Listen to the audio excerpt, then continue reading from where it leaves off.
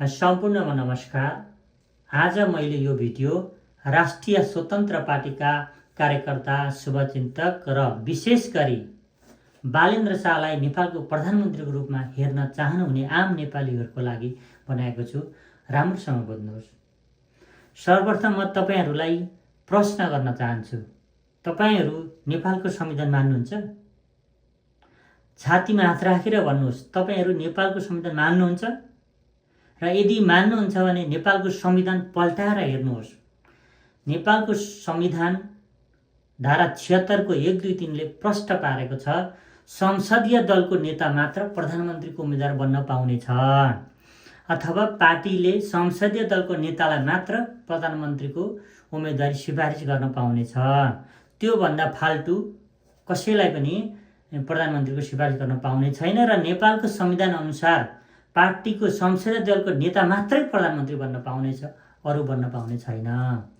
र स्वतन्त्रको हकमा यो लागू हुने छैन। अब भन्नुस्, मानौ राष्ट्रिय स्वतन्त्र पार्टीले बहुमत ल्यायो। यदि बहुमत ल्यायो भने मानौ ल्यायो, अब राष्ट्रिय स्वतन्त्र पार्टीले बालेन्द्र शाहलाई प्रधानमन्त्रीको सिफारिस गर्न पाउँछ त? नेपालको संविधान अनुसार पाउँदैन नि त, हैन? अब अनि कसरी बालेन्द्र शाह चाहिँ कसरी प्रधानमन्त्री बन्छन् त? हाउ? तपाईहरु संविधान पल्टाएर हेर्नुहोस्। अब सम्झौतामा आऊ। बालेन्द्र शाह, कुलमान र रवि बसेर चाहिँ प्रधानमन्त्रीको उम्मेदवार बालेन्द्रलाई बनाउने, उम्मेदवार मात्रै बनाउने है चुनावको लागि, तर पार्टीको सभापति चाहिँ रवि आफै बस्ने भनेर सम्झौता गर्नुभएको छ, हो नि? यो त 3 जनासँग मात्रै हो, यो त अन्त कहीँ त लागू त हुँदैन।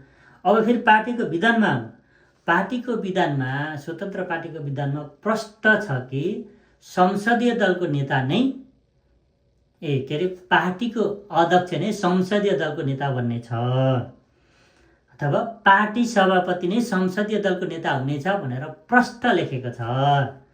अब भन्नुहोस्, विधानले, पार्टीको विधानले पनि दिएन, नेपालको संविधानले पनि दिएन भनेपछि बालेन्द्र शाह कसरी प्रधानमन्त्री बन्छन्? हाउ? हेर्नुहोस्, एकचोटि विधान पल्टाएर हेर्नुहोस्, संविधान पल्टाएर हेर्नुहोस्। हामी किन नेपाली, हामी किन पछि परिरहेका छौँ भन्दा हामी नियम कानुन के हो कहिले हामी हेर्दैनौँ, पढ्दैनौँ, नेपालको संविधान पढ्दैनौँ, पार्टीको विधान पढ्दैनौँ र हामी त्यत्तिकै पछि दौडिन्छौँ। यो बानी हामीले छोड्नुपर्छ। हामीले नेपालको संविधान पनि प्रत्येक अध्ययन गरेको हुनुपर्छ र पार्टीमा लाग्नेहरूले पार्टीको विधान प्रत्येकले पढेको हुनुपर्छ। अब तपाईहरु भन्नु होला, पार्टीको विधान त संशोधन गर्न सकिन्छ नि, परिवर्तन गर्न सकिन्छ नि। हो, यो कुरा पनि पार्टीको विधानमा प्रष्ट लेखिएको छ। पार्टीका त्यो विधानलाई परिवर्तन गर्नु परेमा महाधिवेशन अथवा विशेष महाधिवेशनको 2/3 बहुमतले चाहेमा मात्र त्यो बुँदाहरू चेन्ज गर्न सकिन्छ। अब भन्नुहोस्, बालेन्द्र शाहलाई पार्टीको संसदीय दलको नेता बनाउनको लागि 2/3 भोट हाल्लान्, 2/3 चाहिँ स्वीकार गर्लान्।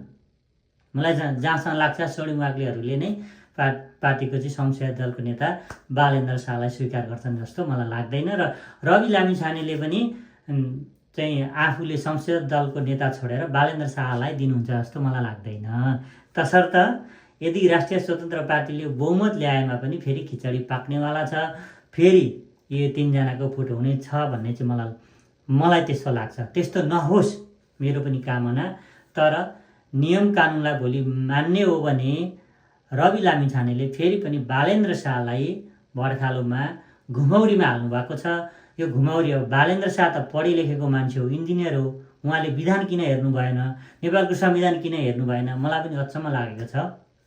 तर साँच्चै विधानलाई हेर्ने हो भने नेपालको संविधान अनुसार बालेन्द्र शाह चाहिँ प्रधानमन्त्री बन्न पाउँदैनन्, किनभने संसदीय दलको नेता मात्र प्रधानमन्त्री बन्न पाउनेछ भनेर प्रष्ट संविधानमा लेखेको छ। र पार्टीको विधानमा पार्टी सभापति मात्र संसदीय दलको नेता हुनेछ भनेर प्रष्ट लेखेको छ। भनेपछि बालेन्द्र शाह कसरी प्रधानमन्त्री बन्छन्? तपाईहरुले मलाई कमेन्ट गर्नुहोस्। हस्त। जय देश, जय नेपाल।